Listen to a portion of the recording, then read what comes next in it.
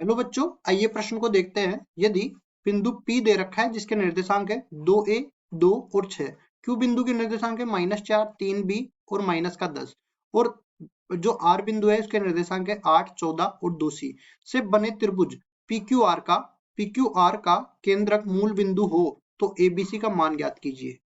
प्रश्न को हल करने से पहले इसकी मुख्य अवधारणा के बारे में चर्चा कर लेते हैं। तो यहाँ पे हम लोग लिखने वाले हैं मुख्य अवधारणा।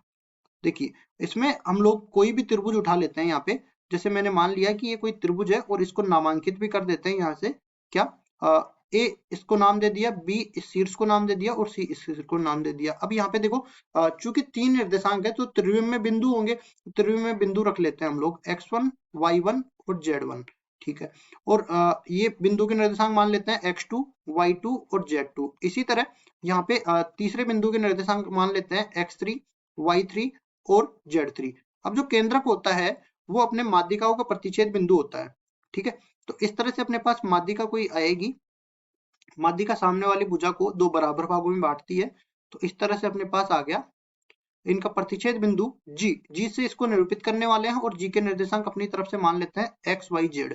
अब इनके बीच में संबंध ये होता है कि x तो बराबर हो जाता है x1 plus x2 plus x3, मतलब तीनों x निर्देशांकों का योगफल और उसमें 3 का भाग लग जाएगा। इसी तरह अपने पास y का मान आ जाएगा y1 plus y2 plus y3, और इसमें भाग लग जाएगा 3 का, और फिर आएगा अपने पास z। तो z बराबर आ जाएगा z1 plus z2 plus z3, और नीचे भाग लग जाएगा 3 का। अब देखिए आगे, यही तीनों सूत्र हम लोग इस प्रश्न में लगा देते हैं। तो प्रश्न में जैसा कि बोला है, पहले तो हम लोग त्रिभुज का निर्माण कर लेते हैं। त्रिभुज में 3 शीर्ष इसमें PQR माने गए हैं, PQR बोल देते हैं। उसके बाद ये G यहाँ पे ले लेते हैं, G जिसके निर्देशांक x, y, z ही मानते हैं। यहाँ पे x, y और z। P के निर्देशांक अपने को दे रखे हैं, या फिर एक काम कर देते हैं, एक्स वाई जेड नहीं मान के ये निर्देशांक भी अपने को दे रखे हैं 0, 0, 0 के बराबर। तो यही निर्देशांक यहाँ पे रख लेते हैं। देखिए, ये 0 फिर 0 फिर 0। पी के निर्देशांक भी दे रखे हैं किसके बराबर, 2a, 2 और 6 के बराबर। क्यू के निर्देशांक दे रखे हैं -4, 3b और -10 के बराबर। और आर के निर्देशांक दे रखे हैं 8, 14 और 2c के बराबर। ठीक है, अब देखो यहाँ पे ये एक्स वाई जेड की जगह आया है ना, तो यहाँ क्या करते हैं हम लोग, देखिए 0 बराबर में x1 plus x2 plus x3 करेंगे। x1 का मान 2a माइनस 4 प्लस 8 हो जाएगा, 2a माइनस 4 प्लस 8 बटा में हो जाएगा 3।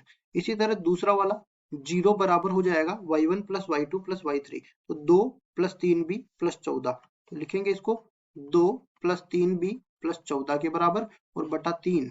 और इसी तरह तीसरा निर्देशांक 0, तो इसमें z1 plus z2 plus z3 आएगा, 6 माइनस 10 प्लस 2c, तो ये आ जाएगा 6 माइनस का 10 प्लस 2c, और बटा में हो जाएगा 3 के बराबर।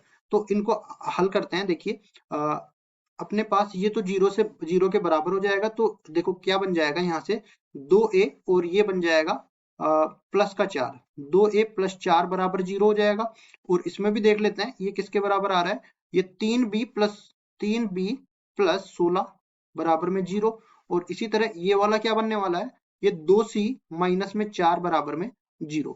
तो इसको हल करते हैं, तो यहाँ से तो a बराबर में माइनस का 2 आ जाता है, b बराबर यहाँ से आ जाता है माइनस का 16 बटा 3 के बराबर, और c बराबर सॉरी, ये यहाँ पे मैंने गलती कर दी, 2a फिर से रख दिया, लेकिन यहाँ आना था 2c माइनस में 4। तो इसको ठीक कर देते हैं, 2c माइनस 4 बराबर में 0, तो c बराबर आ जाएगा 2 के बराबर।